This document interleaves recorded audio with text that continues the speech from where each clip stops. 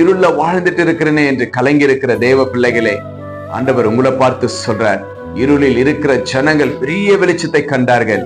இயேசுவை விசுவாசிங்க.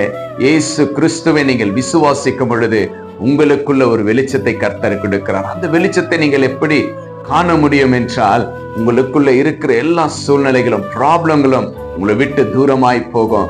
எதை குறித்து சோர்ந்து போகாதீங்க, எதை குறித்து கலங்காதீங்க.